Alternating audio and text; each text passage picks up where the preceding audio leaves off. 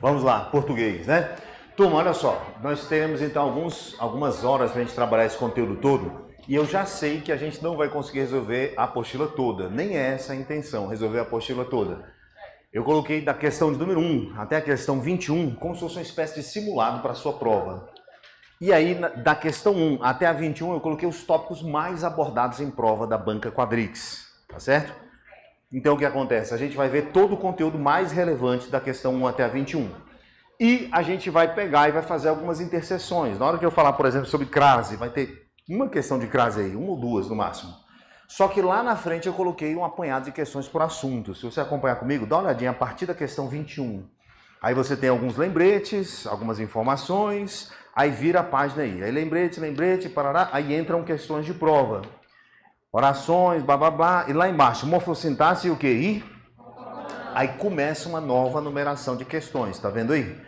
Que era para ser 21, 22, 23, 24, era para dar sequência, mas reiniciou a contagem, não tem problema, a gente vai chamar essa de segunda parte, vamos combinar assim, a segunda parte. Onde é que começa a segunda parte? Onde você vê o título morfossintaxe e concordância. Isso mais precisamente na página 22. Escreve aí, segunda parte. Escreve aí para você não ficar depois perdido no tiroteio das informações. Escreve aí, segunda parte. A primeira parte vai até a questão 21. A segunda parte começa na questão 1 e vai embora até 66, não é isso? Certo? Certo. E o gabarito? Cadê o gabarito, professor? O gabarito sou Joe, né? Sou eu. Eu vou passar o gabarito para você ao final. Tá bom? Vou botar o gabarito no final. Vou passar tudinho para você. Fechou? Então bora para a questão. Vamos à questão. Nós temos duas possibilidades de trabalhar um assunto. Primeira possibilidade, a gente resolve o simuladão e vai trabalhando os assuntos do jeito que aparece na sua prova. Não é assim que aparece? Ou aparece separado por assunto? Na prova é tudo por... Vai. Então a gente vai trabalhar, a gente pode trabalhar por forma A. E aí quem vai decidir isso agora é vocês. A gente pode resolver tudo bagunçado do jeito que aparece, ou a gente pode ir por partes, resolvendo os assuntos, depois ao final a gente faz o simuladão. Vamos lá, quem prefere começar separado por assunto, um por um, e depois ao final fazer o simuladão se der tempo? Como é que é? Quem quer? Tá, quem quer fazer o simuladão do jeito que aparece na prova? A maioria que vai. E tem um pessoal que não vai. Quem não vai levantar a mão independente do que eu perguntar? É o pessoal do deixa como tá para ver como é que fica, do jeito que, né? Os indecisos. Então, a maioria preferiu fazer. Então, você vai ser beneficiado de qualquer jeito, não tem problema. Você vai ser beneficiado de qualquer jeito. Eu acho particularmente, eu vou dar agora o meu parecer, que resolver do jeito que está no simuladão é melhor. Porque a gente vai pegar as informações e à medida que a gente precisar aprofundar, eu vou lá e resolvo por assunto algumas questões. Vai ser legal, vai ser bom, vai ser bacana, tá bom? Vamos então começar aqui. O texto está aí, na página 1. Todo mundo está vendo o texto aí? Isso é um simulado, não é uma prova. Eu peguei um texto de uma prova qualquer e dentro desse texto eu adaptei questões da banca Quadrix. Fui pegando os comandos e colocando, adaptando ao texto. Ficou um negócio bacana, porque você vai ter os tópicos mais prováveis de aparecer nas bancas, né, na sua prova. Eu selecionei questões de 2021, 2020, 2019, 2018 e parei em 2017, porque 2017 para trás a banca mudou muito o perfil. Onde o perfil, numa época em que ela trabalhava mais múltipla escolha. Quem lembra dessa época? ABCDR. E de 2017, 2018 para cá, ela vem trabalhando mais certo e errado. Mudou um pouco a perspectiva.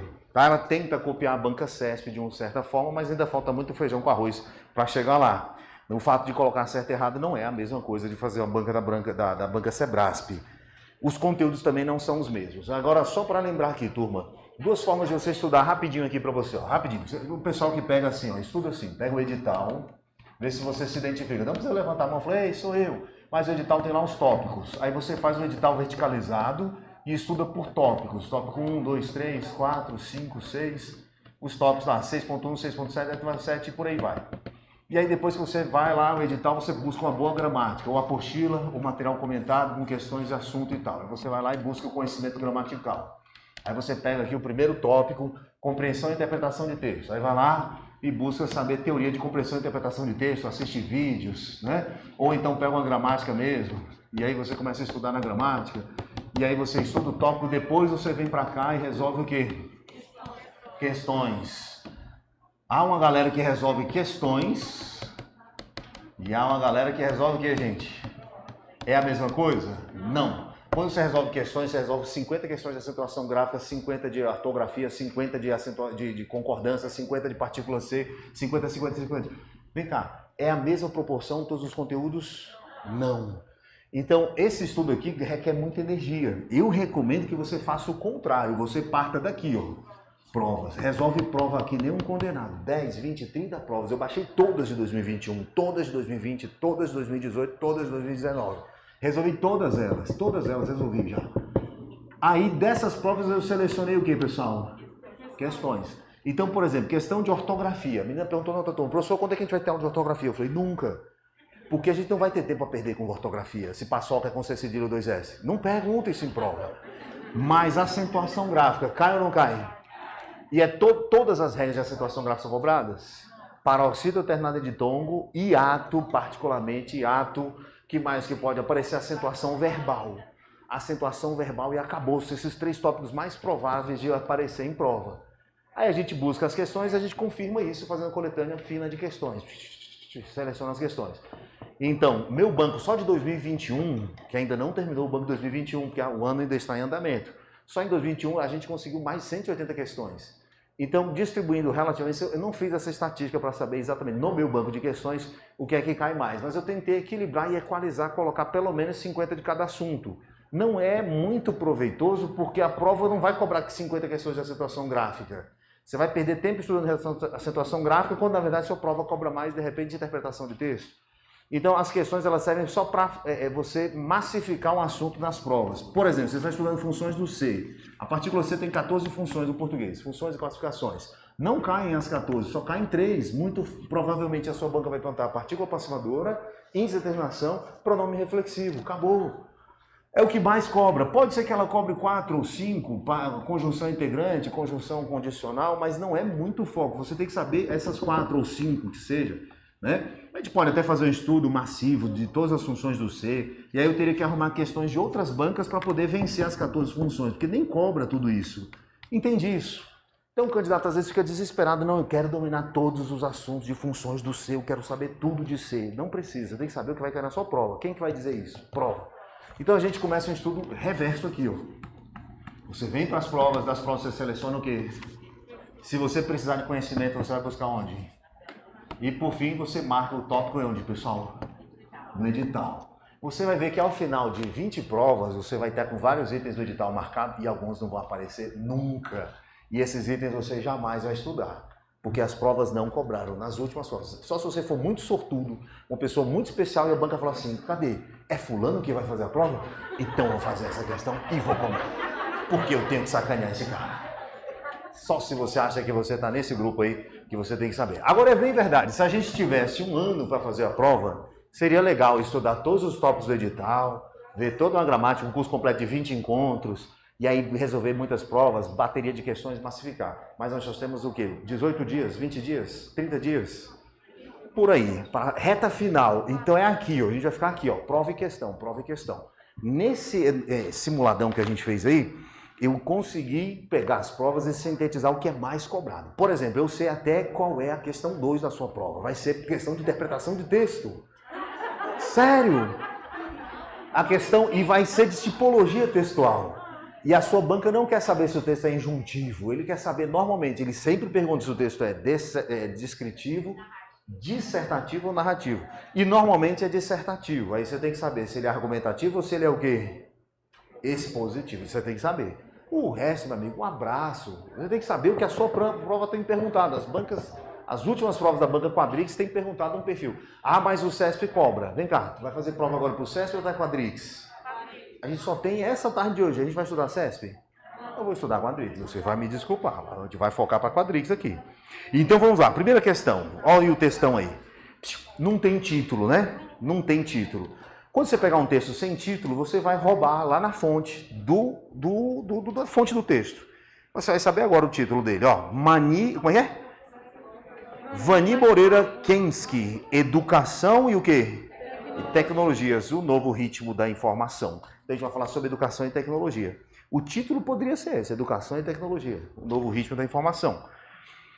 Aí nós vamos procurar as ideias do texto. Ele vai falar alguma coisa relacionando educação com quem? Com tecnologia. dizendo aí como vai ser a nova pegada, o ritmo da informação. Vamos lá então. Sabe-se que a educação é um mecanismo poderoso de articulação das relações entre poder, conhecimento e tecnologias. Você vai procurar a palavra mais importante do texto, que no caso é qual? Essa palavra mais importante, a teoria linguística, a teoria textual, chama de arquilexema, não é isso, pessoal? Arque significa maior e lexema significa unidade vocabular. Ou seja, a palavra mais o que, pessoal? Importante, né? É a maior unidade vocabular do texto. Ela vai aparecer várias vezes, sob várias formas. Né? E quando eu falo unidade vocabular, não entenda como uma palavra só. Pode ser uma sentença.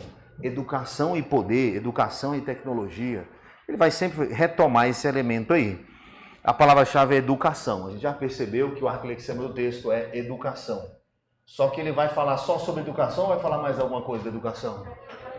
E tecnologia. Tecnologia. Ah, professor, mas você falou que é uma unidade, aí você tem duas palavras, mas entenda como um todo. Tudo isso aqui é o tema do nosso texto, educação e tecnologia, né? Então tá, sabe-se que a educação é um mecanismo poderoso na articulação das relações entre poder, quem mais? Conhecimento. Então essa tríade é importante. A educação vai ligar esses três conceitos. Grifa pra gente aí. Poder, quem mais? Conhecimento. A educação vai articular esses três polos aí, tá bom? Agora ele vai mostrar como é que isso acontece. Agora vem a segunda parte do período, a segunda parte do parágrafo. O primeiro período traz aquilo que a gente chama de tópico frasal. Ele resume o que o parágrafo vai dizer. É o tópico frasal. Nunca despreze o tópico frasal, tá bom? A construção do texto, eu demorei tempo para entender isso. A construção do texto normalmente é assim, ó, síntese. A tópico frasal traz a síntese, depois vem o que, pessoal? Análise, isso é um parágrafo, tá? Isso é um parágrafo. Depois da análise, normalmente vem de novo o quê? A síntese das ideias. Às vezes o parágrafo só tem síntese e o que, pessoal? E nem faz a síntese para fechar o parágrafo. Mas o parágrafo tem início, ele tem meio e ele tem o que, turma? Fim. Isso é a estrutura básica do parágrafo. Então, quando ele fala aqui, sabe-se que a educação é um mecanismo de quê, pessoal? Poderoso, de articulação das relações entre poder, conhecimento e tecnologias. Isso foi o síntese. Eu quero ver ele me provar que a educação articula poder, o que mais? Conhecimento e tecnologia. Eu quero ver se ele me prova isso. Ele vai provar. Ele vai provar agora. Lá vai. Toma lá, segura.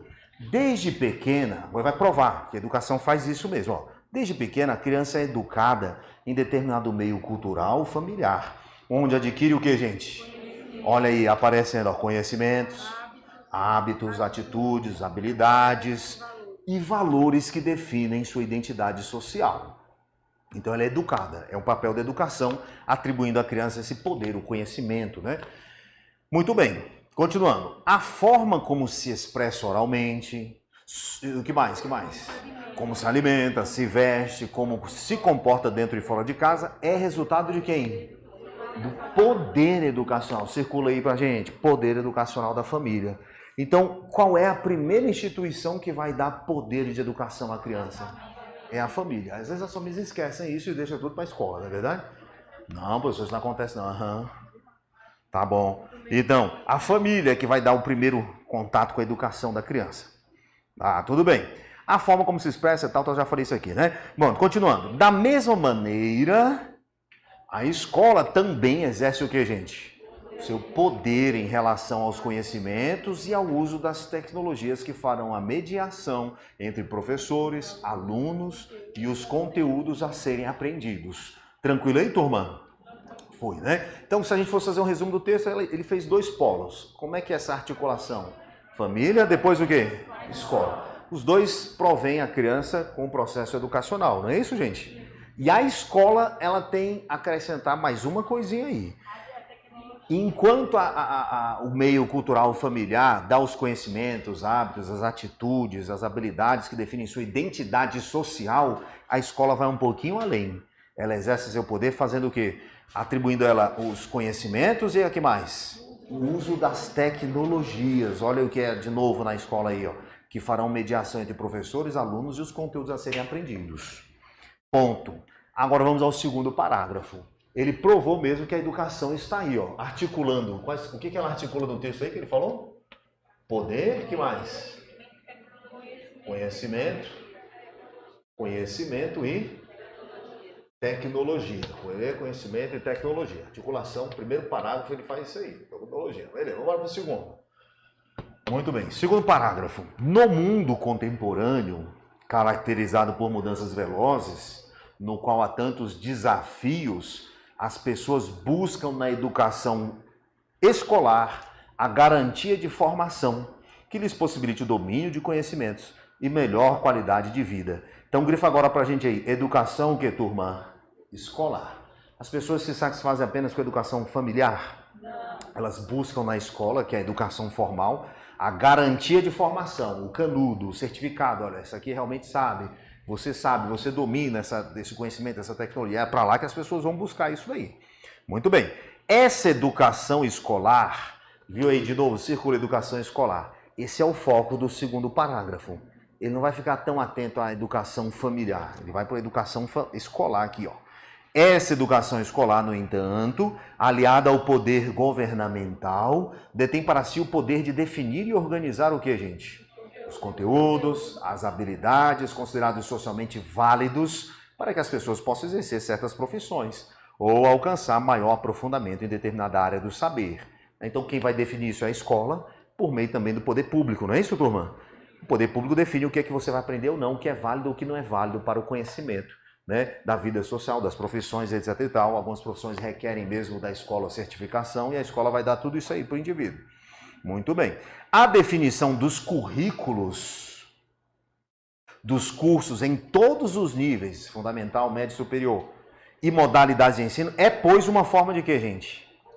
De poder em relação aos conhecimentos e à informação válidos para que uma pessoa possa exercer função ativa em onde? Na sociedade. Então isso é interessante. Quem define o currículo detém o poder. O gestor público ou, né, os burocratas da educação dizem assim, você vai aprender isso, não vai aprender isso. Isso aqui você vai. Não, isso aqui não. Isso aqui vai, isso aqui você não vai aprender. Isso a pessoa detém poder, sim ou não? Ela pode ferrar a vida de uma pessoa, ela pode edificar a vida da pessoa. Meu pai mesmo reclamava muito que a gente não tinha mais latim na escola. Ele falava, eu estudei em colégio público, Paz de Carvalho, esse nome eu ouvi a minha infância todinha. Ele falou assim, tinha exame de admissão ao ginásio e a gente já sabia latim e grego. Eu falei, pai, é verdade. Ele, esse ensino de hoje não presta mais. Era o que ele dizia. Porque na cabeça dele era fundamental latim e grego, e aí ele tinha que saber, e realmente é uma coisa assim que assombra um menino com 14 anos ter noção de latim. Aí ele vai entender tudo do universo linguístico do português, sim ou não? Se ele for um aluno mal formado e tem uma noção do latim, em português ele brinca. E o pessoal das antigas dominava muito a estrutura. E aí mudou-se um pouco a concepção, aquela coisa e tudo, mas é uma forma de poder. A definição dos currículos, vê aí na linha 23, dos cursos em todos os níveis e modalidades de ensino, é, pois, uma forma de quê, moçada? De poder em relação aos conhecimentos e à informação válidos para que a pessoa possa exercer função ativa na sociedade. Graças ao bom Deus, a gente não depende só disso para aprender. Hoje se aprende qualquer coisa, até fazer bomba nuclear, se você entrar na internet você tem acesso. Você não precisa depender do governo para isso. Que maravilha. Viva a internet. Por sua vez, na ação do professor, na sala de aula e no uso que às vezes ele faz do suporte tecnológico à sua disposição, são novamente definidas as relações entre quem? Conhecimento a ser ensinado, o poder do professor e a forma de exploração das tecnologias disponíveis. Ou seja, se a escola detém o poder de aplicar os conteúdos, etc e tal, na verdade, quando a gente fala em escola, não é bem a escola. Quem é que está na ponta da lança aí desse processo? Quem é que está na ponta da lança? A escola define os currículos, o governo, a escola aceita, acata, faz. E quem é que vai aplicar isso? O professor, então, ele está na ponta da lança do processo. O professor, ele tem o poder, e aí ele fala aí na linha de número 27, por sua vez, na ação do professor na sala de aula e no uso que às vezes ele faz do suporte tecnológico à sua disposição, são novamente definidas as relações de quê? Entre o conhecimento a ser ensinado e o que mais? O poder do professor e a forma de exploração das tecnologias disponíveis. Ele está ali direcionando, né? Você sabe disso. Se você tem um professor bom, que você gosta da matéria, você normalmente vai amar aquela matéria pro resto da vida. Se você tem um professor que não é muito tão legal naquela matéria, você detesta a matéria e acabou pro resto da vida também. Detesto o português, detesto matemática, detesto não sei o quê. Provavelmente você tem uma história para contar. Tá bom.